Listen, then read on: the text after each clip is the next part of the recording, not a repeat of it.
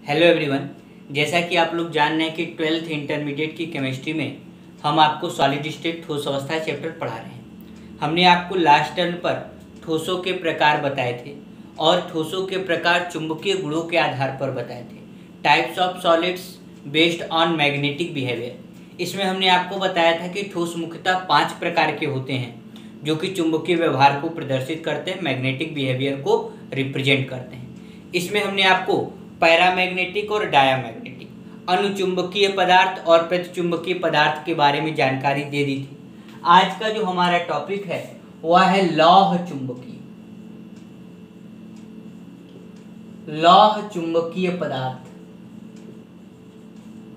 English में कहते हैं फेरो मैग्नेटिक सब्सटेंस। आपने अभी तक जितने भी ठोस के चुंबकीय गुण के आधार पर प्रकार पढ़े हैं उसमें सबसे ज्यादा ताकतवर चुंबकीय गुण रखने वाला, पावरफुल मैग्नेटिक क्वालिटीज को रखने वाला पदार्थ होता है फेरोमैग्नेटिक सब्सटेंस। आप नाम से ही जान सकते हैं लौह चुंबकीय पदार्थ। लौह का मतलब लोहा, आयरन। और आयरन आप देखते होंगे कि चुंबक की तरफ तेजी से जाकर के चिपक जाता है और आप उसको आसानी से छुड़ा भी नहीं पाते। क्यों? क्योंकि उसकी ताकत क्या होती है? ज्यादा होती है। वैसे ही रसायन विज्ञान में, केमिस्ट्री में कुछ ऐसे पदार्थ भी होते हैं जिनके अंदर यह वाली लौह चुंबकीय वाली चुंबकीय गुण, मैग्नेटिक प्रॉपर्टी पाई जाती। इसमें होता क्या है कि पदार्थ चुंबक के क्षेत्र पर यानी कि मैग्नेटिक फील्ड में जाकर के मजबूती के साथ आकर्षित यानी कि अट्रैक्ट हो जाता है।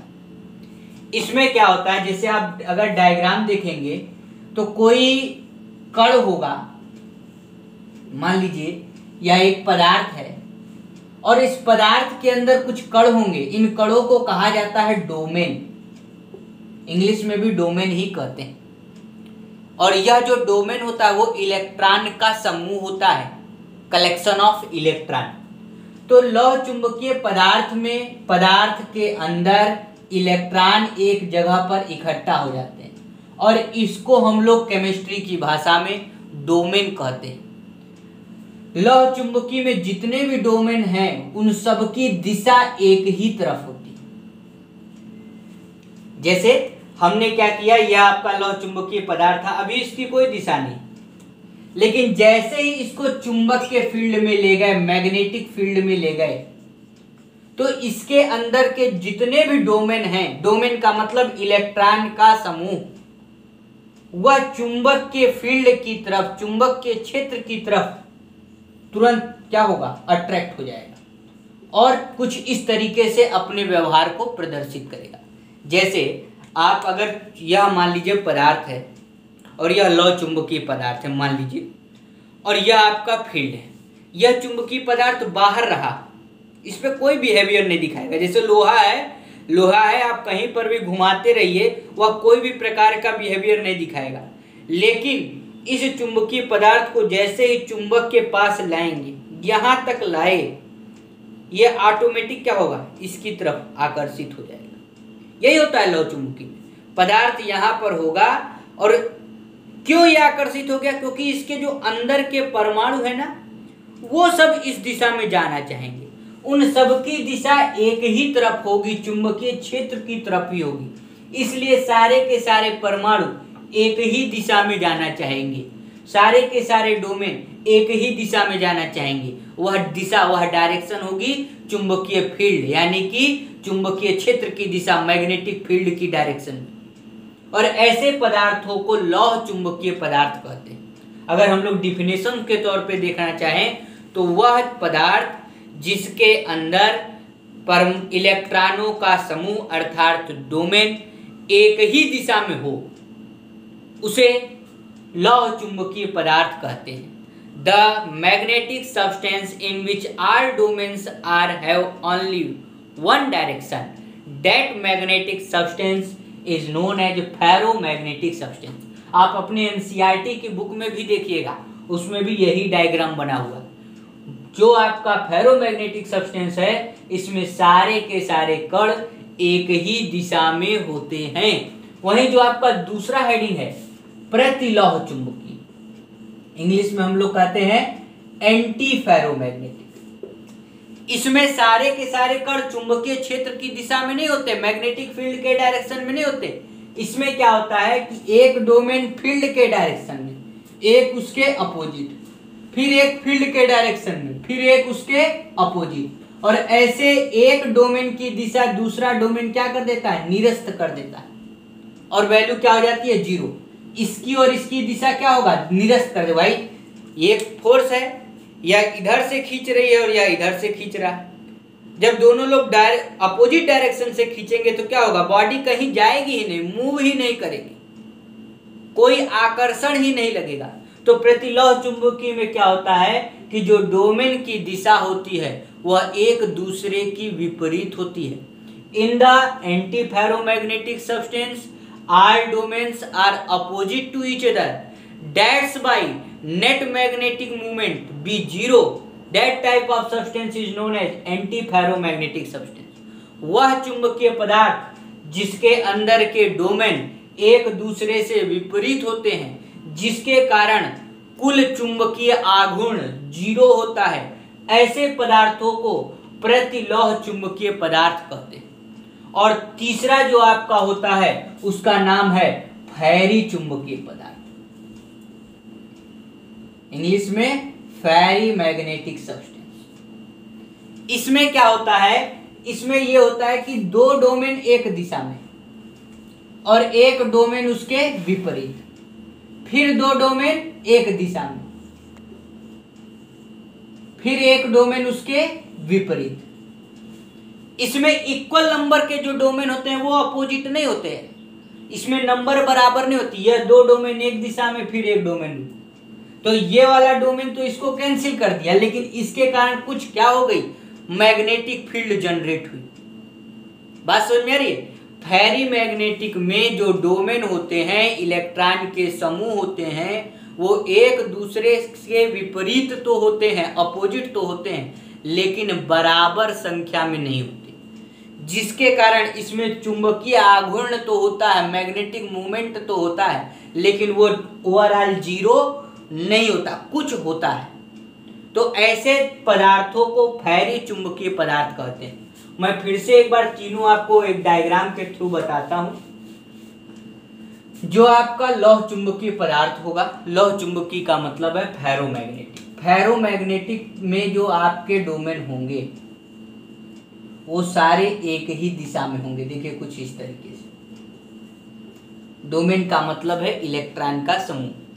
जो आपका प्रतिलौह चुंबकीय पदार्थ है उसमें डोमेन एक दूसरे के अपोजिट होंगे, विपरीत होंगे और बराबर संख्या में विपरीत होंगे। लेकिन जो आपका फेरी चुंबकीय पदार्थ है इसमें भी डोमेन एक दूसरे के विपरीत होंगे, लेकिन बराबर संख्या में विपरीत नहीं। फिर से देखिए, तीनों डायग्राम हमने बना दिए, तीनों में आप अंतर देख सकते हैं। पहला है लौह चुंबकीय पदार्थ, फेरोमैग्नेटिक सब्सटेंस। परिभाषा सुनिए, वह चुंबकीय पदार्थ जिसमें डोमेन का मतलब इलेक्ट्रॉन का समूह एक ही दिशा की तरफ आकर्षित हो, ऐसे चुंबकीय पदार्थ को लौह चुंबकीय पदार्थ कहते हैं। दूसरा, प्रतिलौह चुंबकीय पदार्थ, वह चुंबकीय पदार्थ जिसमें डोमेन बराबर संख्या में एक दूसरे के विपरीत होते हैं, उसे प्रतिलौह चुंबकीय पदार्थ कहते हैं। इसमें चुंबकीय गुण 0 होता है।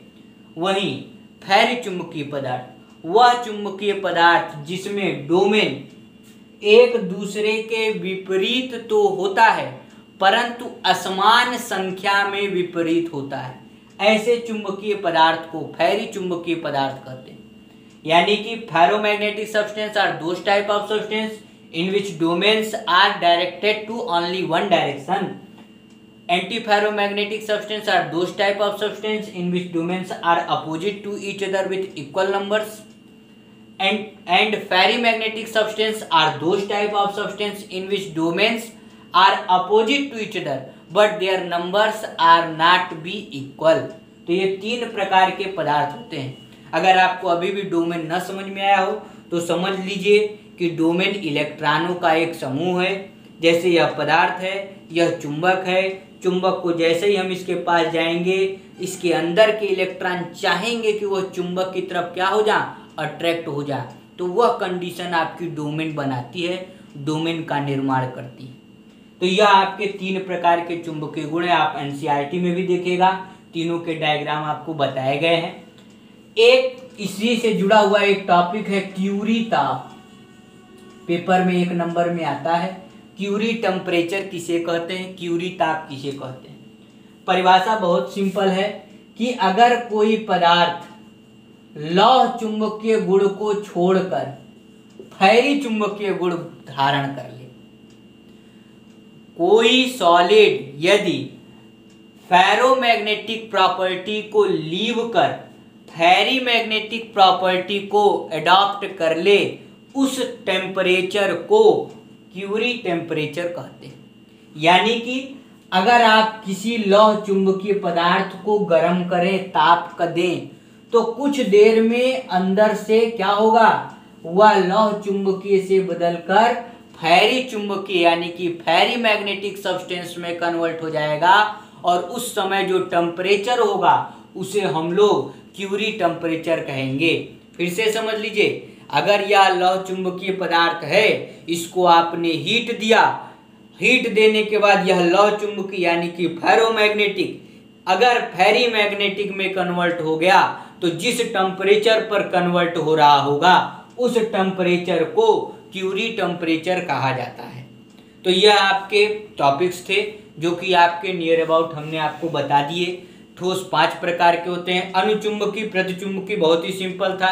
एक में अयुग्मित इलेक्ट्रॉन होता है, एक में अयुग्मित यानी कि अनपेयर्ड इलेक्ट्रॉन नहीं होता। इसके बाद हमने जो 3 टॉपिक बताए, यह तीनों टॉपिक डोमेन से रिलेटेड थे, जो कि आपको समझ में आ गए होंगे। अब इस चैप्टर से कुछ न्यूमेरिकल पोर्शन है और कुछ अन्य चीज़ें हैं जो कि हम आपको आगे बताएंगे। तो आज के लिए इतना ही।